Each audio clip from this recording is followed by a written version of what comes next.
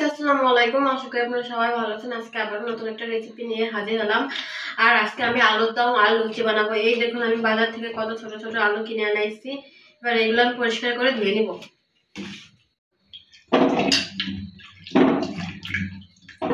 আমাদের আলু ধোয়া হয়ে গেছে আর আমি কিন্তু এখানে 1 কেজি আলু নিয়েছি। এবার এগুলো প্রেসার কুকারে দিয়ে দিব আর দিয়ে দিব পরিমাণ মতো পানি।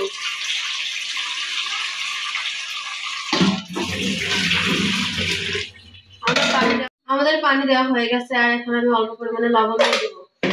এবার এগুলো আমি চুলায় বসিয়ে দিব। আমি চুলায় বসিয়ে দিছি। আমি 3টা শীষ দিয়ে নিব আর এখন লুচি বানানোর জন্য আমি ময়দাটা ছেনে নিব। এখানে আমি 1 কেজি ময়দা নিয়েছি। এর ভিতরে অল্প পরিমাণে সয়াবিন তেল দিয়ে দিব আর স্বাদ মতো লবণ দিয়ে দিব।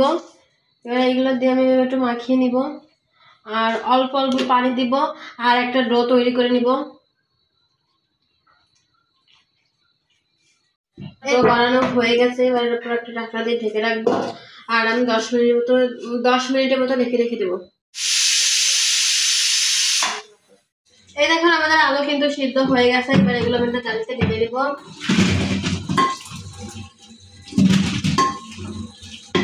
জালিতে ঢালা হয়ে গেছে। এবার এগুলো আমি ঠান্ডা পানির মধ্যে দিব আর আমি খোসা এভাবে ছাড়িয়ে নিব। এই দেখুন, আমাদের আলু ছোলা হয়ে গেছে আর আমি চুলায় একটা কড়াই বসিয়ে দিচ্ছি। আমাদের কড়াই গরম হয়ে গেছে। এবার এর ভিতরে অল্প পরিমাণে সয়াবিন তেল দিয়ে দেবো আর দিয়ে দিব 2টা তেজপাতা, 2 টুকরো দারচিনি, পেঁয়াজ কুচি। এবার এইটা দিয়ে আমি 1 মিনিট ভেজে নিব। আমি 1 মিনিটের মতো ভেজে নিয়েছি। এবার দিয়ে দেবো কাঁচামরিচ ফালি। এগুলো দিয়ে আমি আর 1 মিনিট ভেজে নিব। 1 মিনিটের মতো কাঁচামরিচ দিয়ে আমি ভেজে নিয়েছি। এবার দিয়ে দেবো 2 চামচ রসুন আর পেঁয়াজ বাটা আর দিব 1/2 চামচ জিরের গুঁড়া আর দিব 1 চামচ মরিচ বাটা, 1/2 চামচ আদা বাটা, 1 চামচ হলুদের গুঁড়া।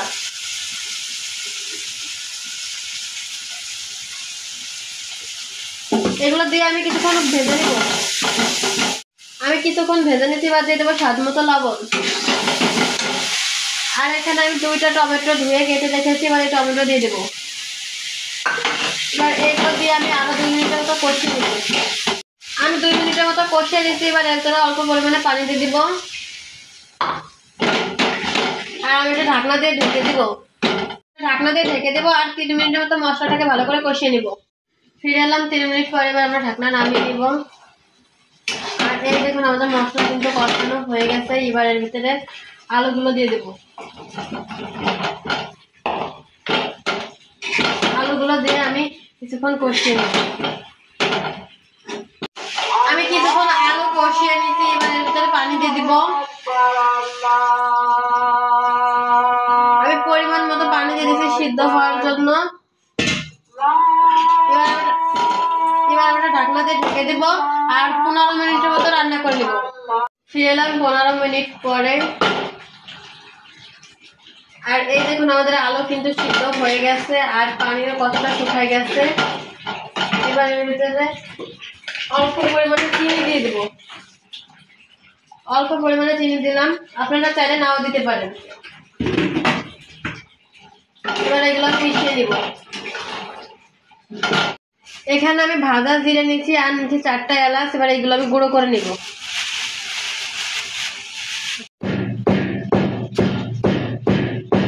এই দেখুন, আমাদের জিরে আর এলাচ গুঁড়ো করা হয়ে গেছে। এবার এগুলোর ভিতরে দিয়ে দিব। এবার আমি মিশিয়ে নিব। এই দেখুন, আমাদের রান্না হয়ে গেছে আর কালারটা কত সুন্দর আসছে। এবার এগুলো আমি একটা পাত্রে নামিয়ে নেব। এই দেখুন, আমি একটা বাটিতে নামিয়ে দিয়েছি আর কত সুন্দর কালার আসছে। তৈরি হয়ে গেল আমাদের মজাদার কষা কষা আলুর দম। এবার আমি চুলায় একটা কড়াই বসিয়ে দিচ্ছি। 10 মিনিট আমি এই যে ময়দাটাকে মাখিয়ে রেখে দিয়েছিলাম আর এই দেখুন কতটা সফট হয়েছে। এবার এখান থেকে আমি ছোট ছোট লেচি কেটে লুচি বেলে নিব।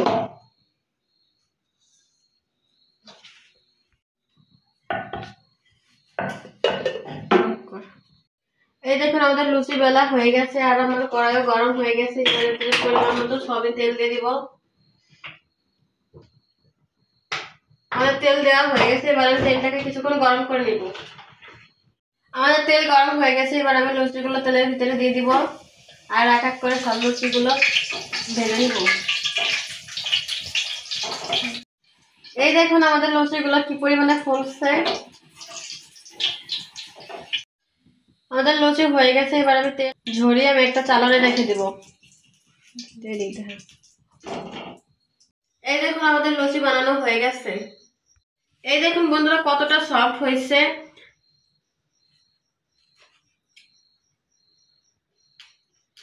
আর খেতেও কিন্তু বন্ধুরা খুবই মজা হয়েছে।